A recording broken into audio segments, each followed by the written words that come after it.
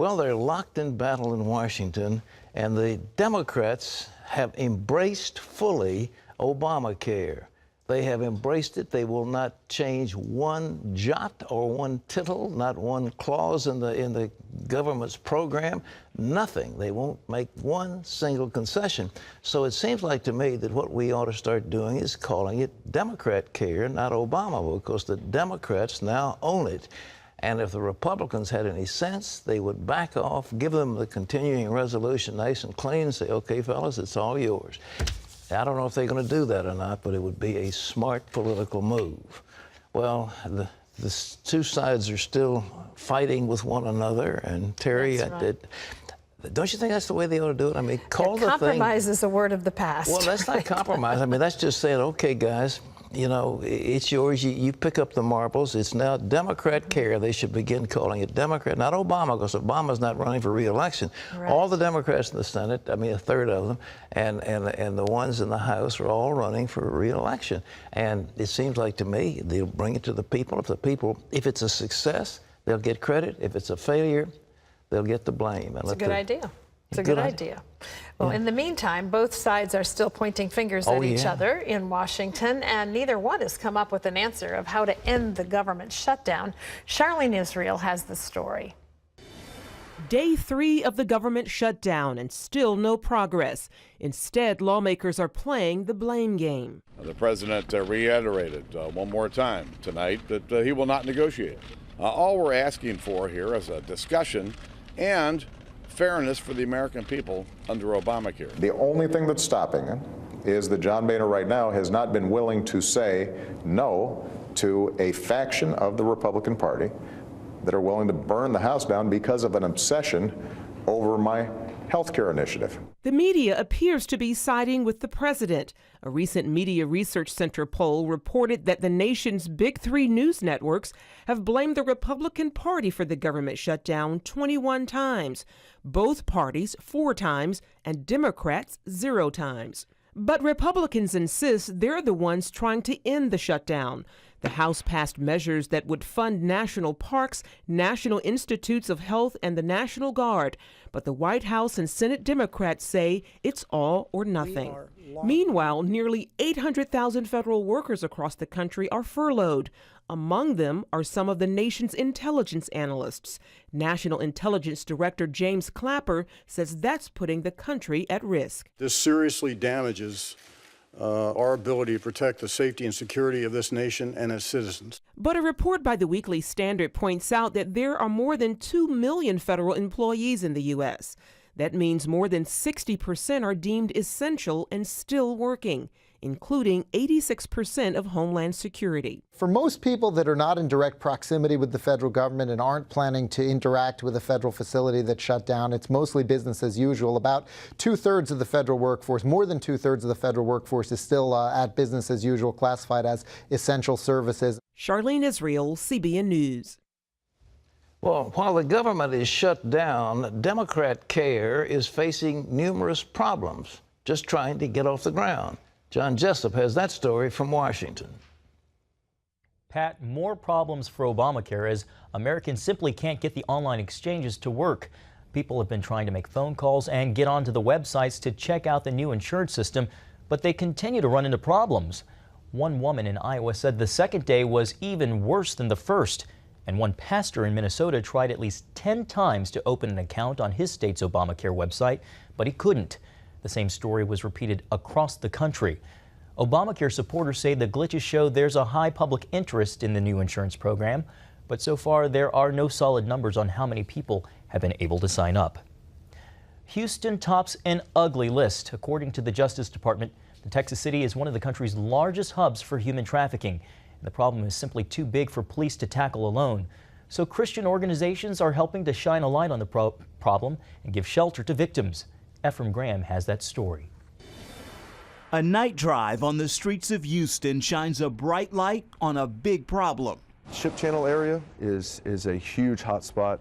The Galleria area, just south of the actual Galleria, is probably the epicenter for human trafficking. Adam Cheney works with Elijah Rising. The ministry has rescued at least a dozen victims and directs bus tours to show Houston area residents the hot spots for sex trafficking. It's identified 300 suspected locations. The I-10 corridor here has been labeled as probably the #1 human trafficking corridor in the nation. Some hotspots look like spas, but are actually brothels, selling enslaved girls for sex. I wouldn't say the living condition of a dog because you do take your dog out once or twice a day. Ohad Shahul is a former human trafficking bodyguard. They get sold 10 times a day on a good day. On a bad day, they'll be sold like 20 or 30 times a day. Victims include women smuggled from Southeast Asia, South America, and Mexico. But that's not all. There are an estimated 6,000 children on the streets of Houston on any given night, all runaways. That number has helped the city to earn the unwanted distinction of being one of the most intense areas in the country for child sex trafficking. It's an alarming problem. I mean, I think that for me as a social worker who's been doing this for years and years and years, I was totally unaware that our city was a hub of trafficking. Kelly Armstrong is with Arrow Child and Family Ministries. The organization started Freedom Place. This is a safe house for girls rescued from human trafficking. And volunteers from Houston area churches united to refurbish and furnish every inch of it. I mean, it's just ask and it will be given, and given abundantly.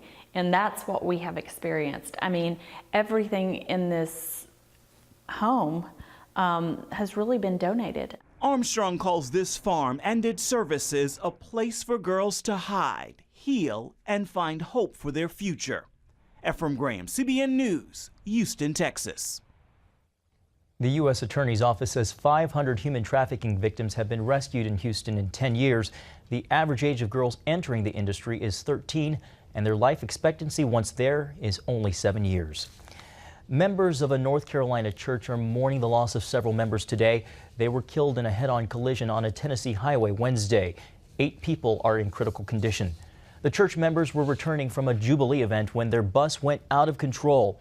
It crossed the median into oncoming traffic, hitting an SUV with 3 people inside.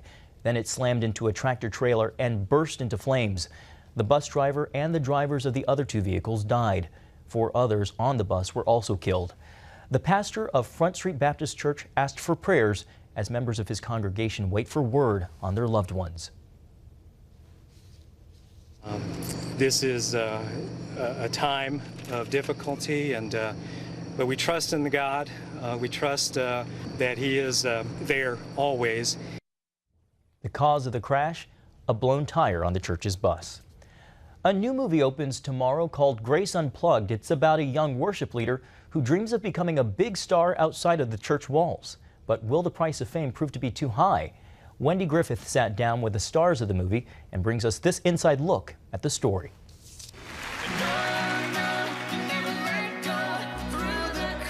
18-year-old Grace Trey grew up singing in church where the worship leader is her father, a former famous pop star who gave up the wildlife when he became a Christian. He needs to see that I can make it on my own. But despite her father's objections, Grace is determined to taste the kind of stardom she's always dreamed of and runs off to Hollywood without her parents' blessing. We are going to have so much fun with you. I can hardly wait. AJ McCulka plays the role of Grace. What is the real crisis of faith that she has that really is the crux of the movie? I think it's decision making. I think she gets so excited about what this industry could be for her that she kind of will do anything at a certain point. And she doesn't make a bunch of horrible decisions, but she kind of gets a little close to going a little too far. This is your first big major film debut as a major character. How excited are you? Yeah, I'm really excited. I'm excited a lot. I mean, it's a blessing for me because I didn't ever think, you know, this film would really get this much excitement. Baby, think about what you're doing. Why you're doing it. Running away, it's not the way you want to go about it. Actor James Denton plays Grace's protective father, Johnny. Most people might know you as the guy who took his shirt off a lot on Desperate Housewives. How did you get involved in a Christian movie? I think they might have known a little bit. My first job was as a minister of music in a Methodist church right out of college. I worked in Christian radio for a while. And So they might have known I had that background. I don't know. Interesting. That I would have had a propensity towards a project like this. But that was a lot of it. When I heard about it, I was really attracted to it because I grew up in the church. Trust me, you blew Sapphire music away. Well-known actor Kevin Pollak plays Mossy, Grace's worldly music agent. In this case, I thought the journey between the father and daughter was exceptionally written. And the character of Mossy was someone who was offering genuine opportunities and wasn't demonized because he was in show business, which I thought was important to empower Grace's decision in the end. Director Brad Silverman says in the movie, just like many people in real life, Grace must decide what kind of performer she's going to be. Grace is really lured by fame, lured by the world and success and making a name for herself. And in her specific story, you know, she really has a change of heart. And, you know, comes to find out that living for family and for God is a much more fulfilling way to live for Grace. Grace Unplugged opens in theaters across the nation on October 4th. Wendy Griffith, CBN News. Pat, I understand you've already seen the movie. What do you think? Is it a must-go? Yeah, I think so. It's a very sweet movie. It's not going to get any Academy Awards, but it certainly is a very sweet. It's basically the story of the prodigal son, prodigal daughter in this case, and it's exactly. You know, he went out and left the father's house and wound up wasting his substance on riotous living, and it's kind of that way, but it's a very sweet movie, and I think people will enjoy seeing it, and I think we need to support films that have a positive moral basis. Ted Baer of the Film Commission is just very, very high on this movie, and I'm glad Wendy was able to go out there and interview the stars. It's a good movie. Look forward to seeing it. Yeah, it's great. Okay. The New Jersey state government is asking a judge to delay implementing another judge's order allowing gay marriage in New Jersey. The state government says it is wrong for a lower court judge to reverse policy made by lawmakers, and it's now trying to stop any gay marriages from being performed while the appeal is considered. Well, America has lost one of the kings of thriller novels and movies. Author Tom Clancy died Tuesday in Baltimore. Clancy was best known for books like The Hunt for Red October, Patriot Games, and Clear and Present Danger.